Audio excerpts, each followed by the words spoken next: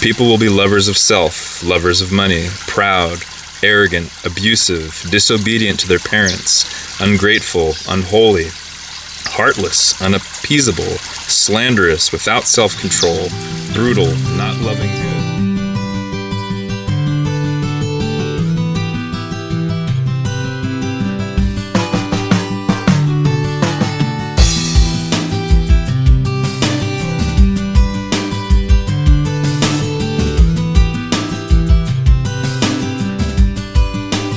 Revelations 4:6-8. Also, in front of the throne, there was what looked like a sea of glass, clear as crystal. In the center, around the throne, were 4 living creatures, and then they were covered with eyes in front and back. The first living creature was like a lion, the second was like an ox, the third had a face like a man, the fourth was a flying eagle. Each 4 living creatures had 6 wings and covered with eyes all around. Even under its wings, day and night, they never stopped saying, "Holy, holy, holy is the God Lord Almighty, who was and is to come." Anybody want to break that down? That's a weird one. Yeah.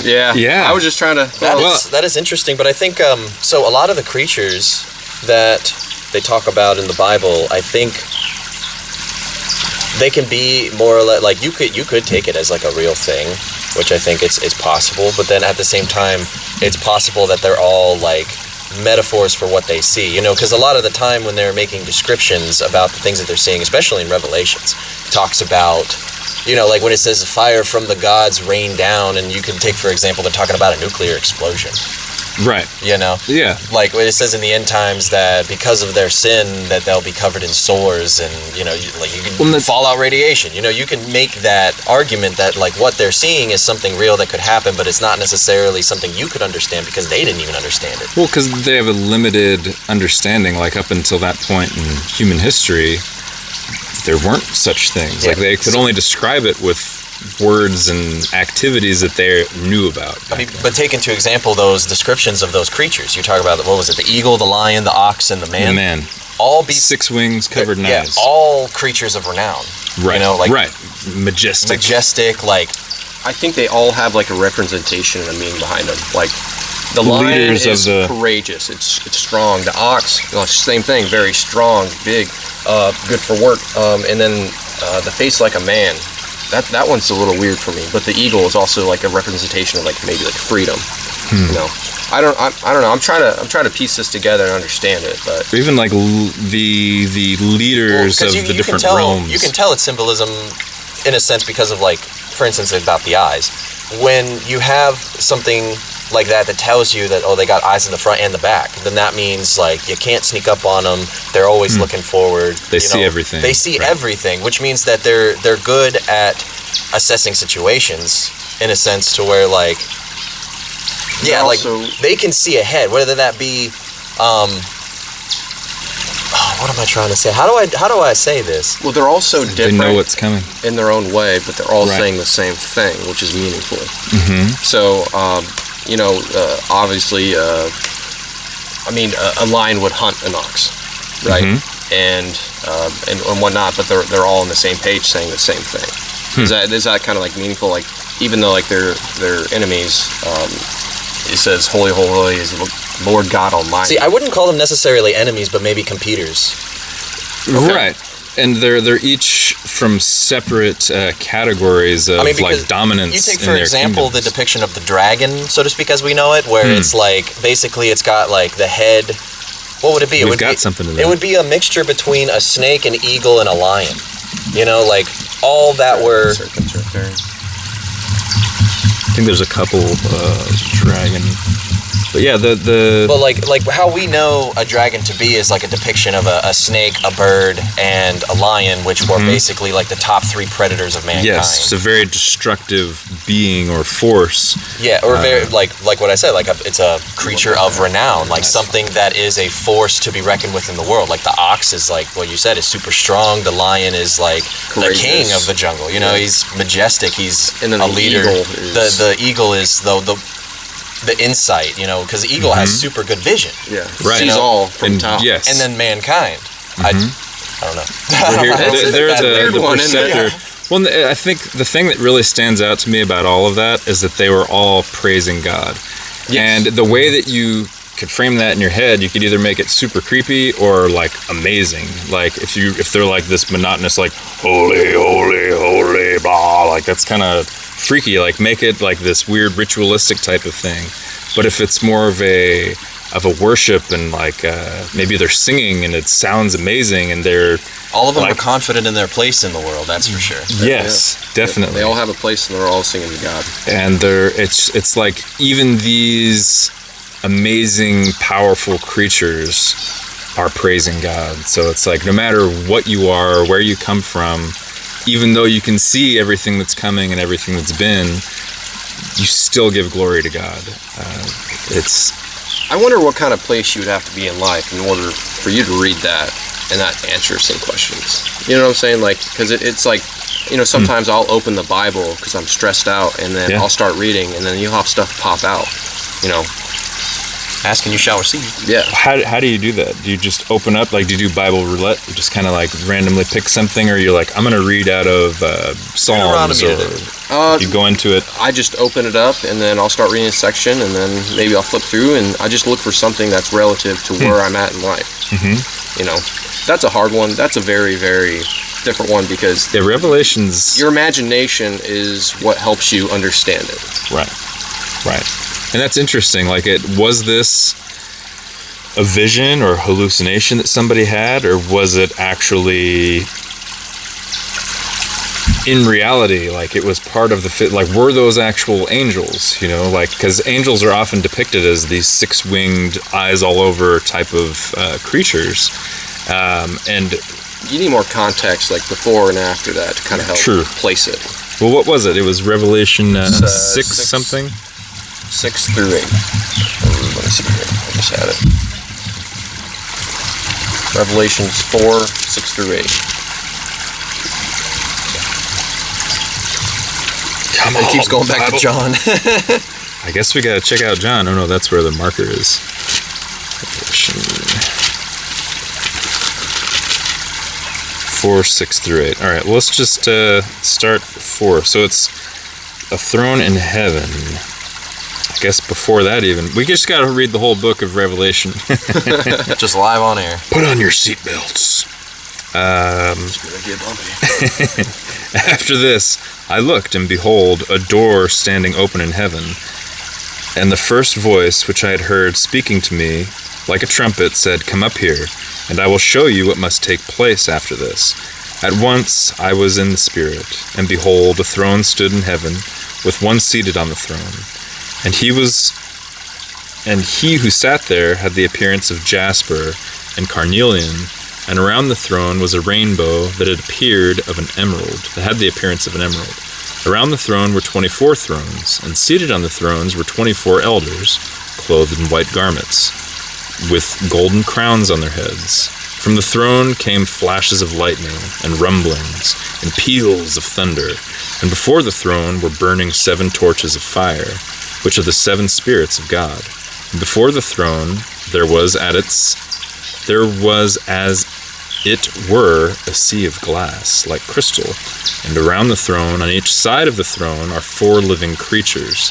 These are like the guardians of the throne of God, full of eyes in front and behind. The first living creature like a lion, the second living creature like an ox, the third living creature with the face of a man, and the fourth living creature like an eagle in flight. So you can tell, even in that context, you can tell, like, when it's talking about the eyes everywhere, they have vision.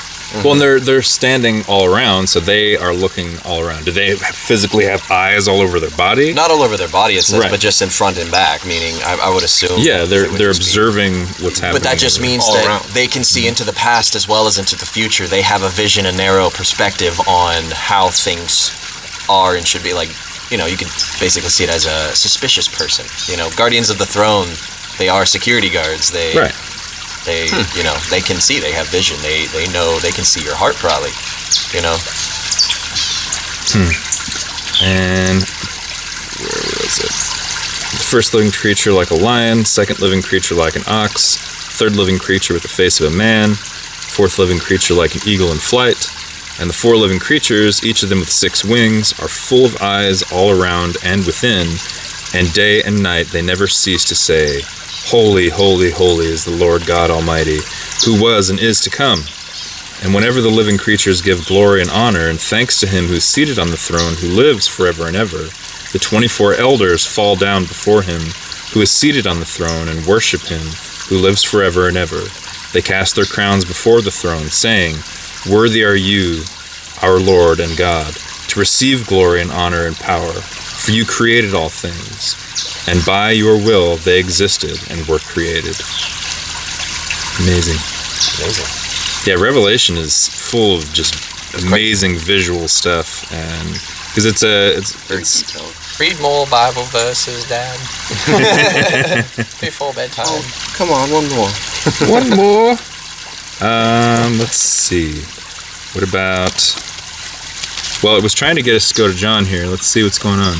Let's see what's going on in John. Oh, this is 2 Timothy. Okay. Oh. Preach the word.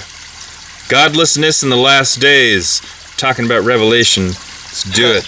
That's funny. But understand this, that it is the last days, there will come times of difficulty. For people will be lovers of self, lovers of money, proud, arrogant, abusive, disobedient to their parents, ungrateful, unholy, heartless, unappeasable, slanderous, without self-control, brutal, not loving good, treacherous, reckless, swollen with conceit, lovers of pleasure rather than lovers of God, having the appearance of godliness but denying its power.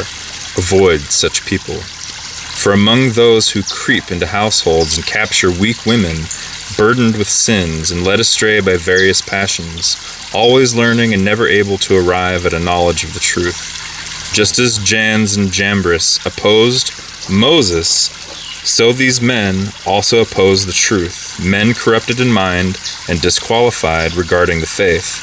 But they will not get very far, for their folly will be plain to all, as was that of those 2 men. See, I think that's funny because that is like a perfect description of a modern era that we live in right now, as well as, like, especially because it made me think about that part about sneaking into your house and capturing weak women. Right? If you think about it, like what's always prevalent in somebody's house is social media, and social media tends to, I mean, if you look at the statistic, a lot of the women that are depressed and unhappy and things like that, it comes from social media because You're comparing lives. Huh? You're comparing yourself to other people's lives. Right, and it's just constantly there, and you can. There's an endless stream of it. You know? Which I'm not saying guys don't do this, but I mean, we're social beings, you know, as humans, we're social beings, but it tends to be that, like, women in general tend to like the social circle as opposed to, you know, men are more interested in things and women are more interested in people. Right. That's the stereotype, essentially, but it's, you know, it's a majority of, I'm not saying it's everybody, but it's a majority of, and that tends to happen. That's why whenever you see photos, like if a guy likes a thing and takes a photo of it, he'll take a photo of the thing. If a girl likes a thing and takes a photo of it, she'll take a photo of herself in front of the thing. So interesting. Yeah, it's just that small minor difference. So you can imagine like the one that sneaks into our house, you know, and captivates that's prevalent social media. It's everywhere. It's in everybody's house. You know. I think some of it has to do with the depiction of yourself to other people. Well, Facebook is really bad for this because it's not just your life; it's the highlight reel of your life, and then you're comparing your everyday life to the highlight reel, and of course, it's going to be way worse. You know. Well, and there's so many people, all these like professional influencers. They're setting up these scenarios to be. Even if you were to go do what they did, it wouldn't look the way that they're presenting it, you know, like it's never how it actually is. Right, they're using filters and getting the best lighting they can, and probably even staging people there to make it seem like it's this larger than life type of thing. And you got a happy couple on a camera, you know, on a picture that you see, but what you didn't see was 10 minutes before that the shouting match that took place. Yeah, you know, right. It's like the food YouTubers that are going to these restaurants. So like when the camera's out, they're all smiling. As soon as the camera shuts off, like, I'm so full. I'm just so tired of this. Just so beat up. You know, this food is beating me up inside. You know, it can be mentally draining. Yeah. You know? Yeah. That's wild.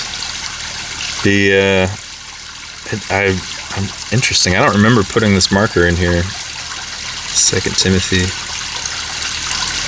Preach the word. Well, I mean, people have been saying we're living in the end times for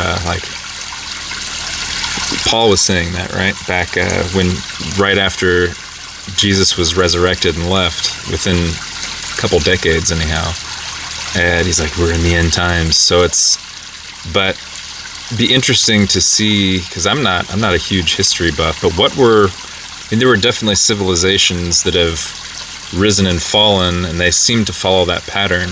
And maybe last days, is it the last days overall, or is it the last days of a specific society? Yeah. And that's say people think the end times is like the end of how we used to live to how we're going to live. It's like when technology came out, everybody's lives changed, and people can kind of view technology as a sign of the end of times. Like, we're done living primitively. Right. So do you think that maybe if you read Revelations, for example, and then you went to each specific era in general right there at the end of that, you would find not necessarily a one-to-one, but a lot of similarities between how the world ends in Revelations and then comes about a new era to how every society ends, or every era of a society ends.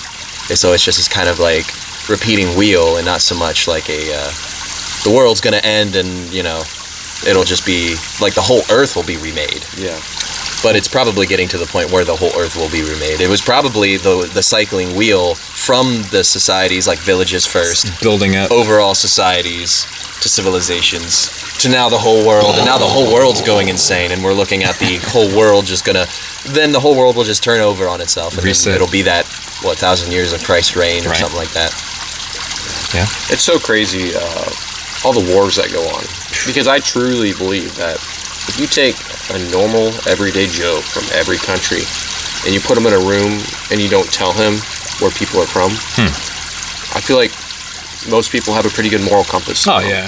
So I don't think there would be any issues. Say you have a movie theater, you all are watching the same movie, and you have guys that are technically their countries are at war together, but they don't even know that they're from that country. Then they don't have an issue. They don't know they're supposed to hate each other. Yeah, exactly. Nobody told them to. Perception. Well, that's where it comes into the. It's mostly spiritual, because even the concept of borders is right. That's lines a mental on a map, thing. Right? Yeah, lines on a map is a mental thing, but we have those for a reason, so to speak. Yeah. But it's a construction that is there for a purpose, and that's kind of the same thing. Is that when your country, so to speak, the higher body that you're a part of, so to speak, is at war with another higher body, then it's a spiritual thing at that point. Right. Well, wars used to mean things too.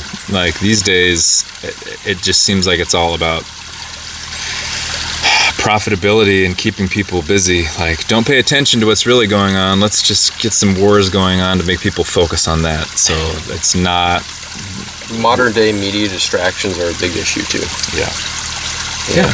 They have something that they want to pass, or they have something that they don't want you to really think. They'll make something blow up overnight, it seems like, just to kind of distract you from what's really going on. Mm-hmm. Right, these two old boys fighting over their golf scores that are supposed to be leading the country, coming up here.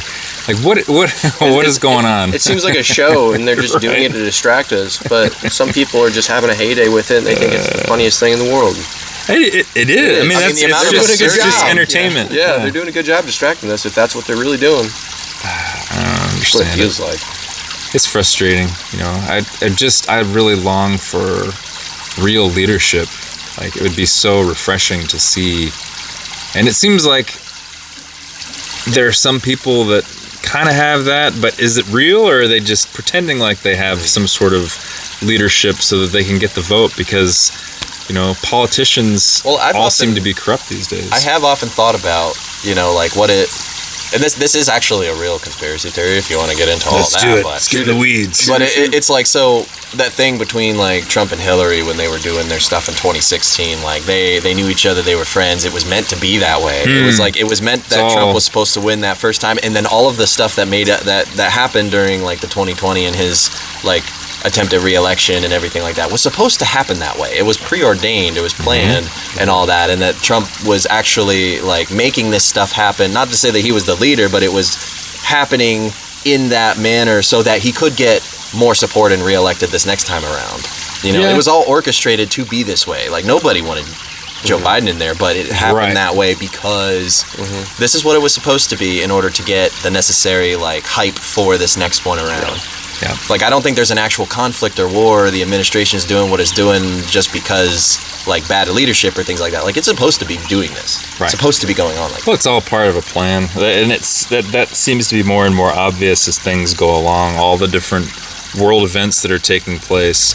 You know, it's creating a problem essentially, and then we're going to sell you the solution. Right. We create a problem, we create the solution, and it's all just to distract and keep people focused on just nonsense. It's nothing. It's so empty, and that's why all these silly things are popping up of people with their identity crisis, and we're all victims of it.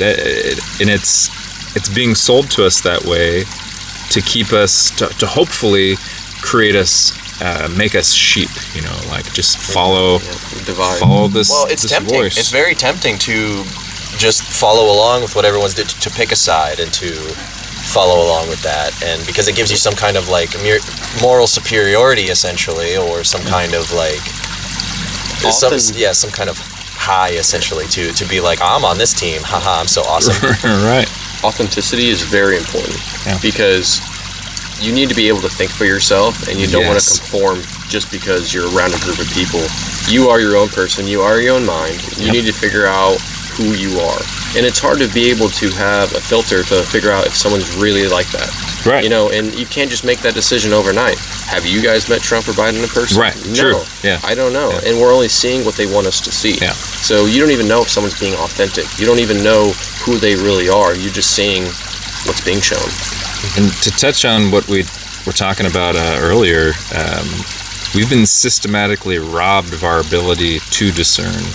And the onset of the public school system is a big piece of that, to try to create good workers, so to speak. It seems like that is the goal. I don't know if that's the end-all be-all. Educated enough to run the machines and do the paperwork, but not be able to think for yourself. Enough, to not think for yourself. And learn. To just do what you're told. And discern and to read and to get your own opinion about something, not just regurgitate what you hear everybody else talking about. Like, I don't know. I'm so excited. We decided to homeschool our oldest 3 kids coming up here in the fall. And we're trying to navigate that right now. And the classical approach just seems like the best way to go, because that's been tested for I don't even know how long. I mean, it goes back to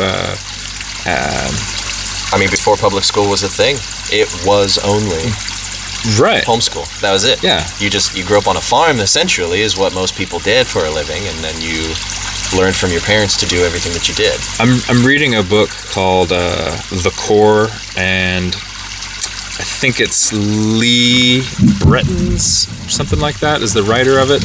And it's all about classical education. And something interesting I learned from that is that prior, back when everybody had a more classical education, the literacy rates were twice as much as they are right now. Like, the standard, there's no standard anymore. It's just like, just push the kids through, just get them through, just get them out. Well, the more kids doesn't really matter. The more funding we get. Right, it's all about the Benjamins. It's all about the money. I think something new that nowadays is going to be pushed a little harder is to not pressure your kids to go to college. I think college is great, especially if you know exactly what you want to do. Yes. But you're also giving someone false hope who thinks that is the answer. My wife has a degree. She doesn't use it. She works in her family business. She doesn't need it. Right. That's like we're both dropouts. Yeah, we're both dropouts. Yeah, I am too. Oh yeah. Dropout power. Well, I just never finished. All of us Let's do another awkward thing. People are graduating with debt. and they're not being able to pay back the debt because they can't even get a job in that degree that they got. Well, but they have the expectation that they'll be able to. Right. But nobody ever took the time to show them, yeah, you're going to have $100,000 in debt, and to pay that off, this is what that's going to look like. If you follow this, you might have it paid off in 40 years. Right. See, that was something, because throughout my entire life, college was always pushed. It was always a big thing, like what you were saying. And I thought it's kind of funny because, like, my grandpa, he pushed it, like, extremely hard. Like, that was like, you have to do this. But the thing, like, but he didn't go to college necessarily to learn something like, like all these weird, like, sociology or something like that. He went and learned a trade. He was a plumber. He was a union guy, like. Well, and that's so useful. I don't think that's ever gonna be a good route to go. Learn a trade. It is not a bad thing to go get an education, especially from somebody qualified. However, like, if you're gonna, you got to be practical about it. You got to go where the opportunity is. Right. Like, that guy Mike Rowe, Dirty Jobs. Oh, yeah. He said, don't follow your passions. He's like, go where the opportunity is and take your passion with you. Yes. Yep. Well, right now in this life, you're seeing this wave. So you're saying you got to go to college. Everyone went to college. No one went to trades. So trades are down. College is up. So the people that went to college are making less money. The demand is for the trades. So it's just a constant wave you're going to see, because I'm seeing kids nowadays, like, for example, my wife's little cousin, he told me he wants to be a welder. He's a freshman in high school. I said, dude, that's awesome. Go kill it, man. Yeah. Go kill it. Own that. And he's going to see other kids going to college, and the kids are going to be transferring their degree. They're not sure what they want to do. They're finding out they like other things. I always tell people, if you don't know what you want to do, don't rush it, man. Right. If you're going to go to college, you know what? Take some gen eds. Go talk to some friends. Make friends. Learn about their degrees. Maybe you find something you like even more. Yeah, make contacts. Learn people in business, for example, or like get people who have knowledge in an area that you might be interested in, and talk to them about how their day operates. And if you don't like it, you can move on to other people with other information. Like, you don't need to sit in a classroom for somebody to tell you something's worth it or not. Yeah. You know how, like, there's big corporations that, like, in order to be like an account manager or something like that, where you travel around and you're dealing with different accounts for a company, like, they're saying you have to have a degree. It doesn't matter what it is, you just got to have a degree. Well, they're dropping that. So now you have all these people that paid all this money to get that degree, to get that job. Now it's not even required. I've actually seen some things too, where jobs that do require a degree, that you just have to like. You just have to show that you're capable of doing the job. It's not good that you're, that you would lie on a resume. But if you just say that you have a degree, they don't even check it. Look. No. They just like, degree, okay, cool. Yeah. Well, the thing about, like you had touched on, a lot of the larger businesses, Microsoft and that sort of thing, something that they haven't really deviated from is recruiting from the college campus. So that's what a lot of the college experience seems to be used for, is for these bigger businesses to kind of sift through and gather what they want out of it. And it's, I don't know, I think for STEM jobs, it makes sense to have a degree. But there's like other ways to get that information as well. Right. So I don't know. I don't think there's any one right way to approach getting to a result. But so if you feel like that's the only option, I have to do it this way, that's not true at all.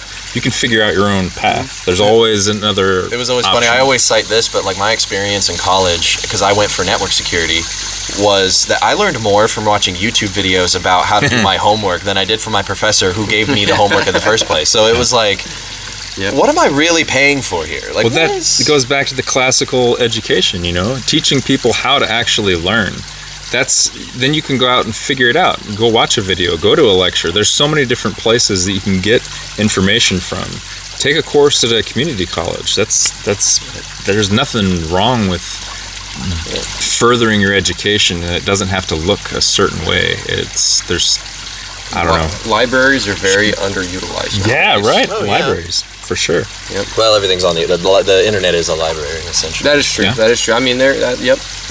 But going out and interacting with people at the library, which I guess you're supposed to be quiet at the library, but talking to the librarian and getting that connection, putting yourself out there, you never know what's going to come from that. You may see something posted somewhere. You go looking to research about birds, and you see that there's a bird club. You're like, maybe you wouldn't have found that aside from going there and having that experience. So I don't know. There's always going to be opportunity presented, and you can either choose to follow it or deny it and say, no, it has to happen this way. I got to wait till this specific thing happens to accomplish my goal. Don't close yourself off. Yeah, well, that's another thing too, because like people follow a certain pathway and have a certain degree of success, and to not say that you can't be successful doing it exactly how that they're doing it, that's still only one way of going about doing that thing.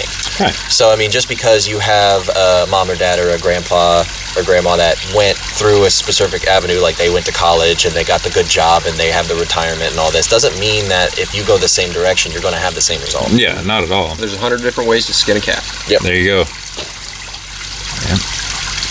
Skin those cats. They're Skin those cats. They're the devil in disguise. They're demons. That's why their eyes are slits. I like cats. You know what other animal has eyes for slits? Snakes. Snakes and cats. Interesting. And goats have some pretty weird eyes. Yeah, they do. They're like blocky, Like rectangular. rectangles. Yeah, Yeah. frog eyes. Yeah, right. Isn't that weird? Golly. So many interesting ways of perception going on in this world. Do goats have frog eyes or do frogs have goat's eyes? Which one came first? Or do they have octopus eyes? Are they related? Octopus, cuttlefish. Yes. Cuddle that fish. What's Yes. one positive thing that happened to you this week, Jordan? This week? Mhm. A positive thing? I bought a truck. I think that is it's a net amazing. positive, even though it's a beater, it's a net positive. That's something I've heard you talk about for quite a few months. That's awesome to hear. Yes, I was to like, man, I happen. need a truck. I finally got the opportunity to buy a truck, and I think I'm relatively happy with. I mean, I only bought it 2 days ago, but I'm relatively happy with the decision. You know, Does it need any work? A little bit. well, there's holes in the seat. What was it? One of the straps in the back is cut, so you can't buckle it. Some of the leather work is duct tape. That's alright, but the engine's good. Yeah, the engine's good. It's got half of a muffler. So it's pretty loud. It has a unique sound. It's just to let you know it's running right. Oh yeah. Yeah, there you go. I That's mean, good, man. what was it? It had a leak in the transmission, but that was fixed before I bought it. So Oh, cool. Perfect. good negotiating. There you go. Yeah. Yeah. How about you? What's something positive that happened? I've finally resumed going to our men's group. It's been like 6 weeks since I went, so Has it really been that long? I think so. Yeah. You missed out on a lot then. That's, Yeah. It was wow. it was a long time, and I've been Everyone was missing you. I've missed everybody too, and it's good to be back at it and to have that to know that I'm going to make sure I make time for that regardless of what's going on. And my wife did have surgery, and that was there was a period where that was a legitimate thing, but then I was like, well, it's just at the end of the day, it'd be easier just not to go. Really, is what it came down to the last couple of weeks. So I'm glad that I finally took the initiative to do that, and I feel like I've started that good habit back up again. How about for you? What's something positive happened for you this week? Man, a lot of things actually. I mean, I got a couple of days off work. Yeah, it's right. holiday weekend, the 4th and everything, and my wife and I, we made it here to Tennessee safely, and I got to see a really good buddy that I haven't got to see in a long time. He races sprint cars, and he's actually from Plymouth, Indiana, and nice. that's where I grew up. And him and I played on some baseball teams, and he actually came to my now hometown in Waynesfield, Ohio, and he was racing out there. And I got to spend a lot of time catching up with him and his dad, and That's cool. It was really good to see them, and just some of the memories we got to talk about and just reminisce. Yeah. Yeah. Did you know he was going to be there? Well, he's a big contract driver. I mean, he races for a big team, and usually they do the big races. He actually, he's from Plymouth. Like I said, he grew up with me, but then he recently, just this year, moved to Fremont.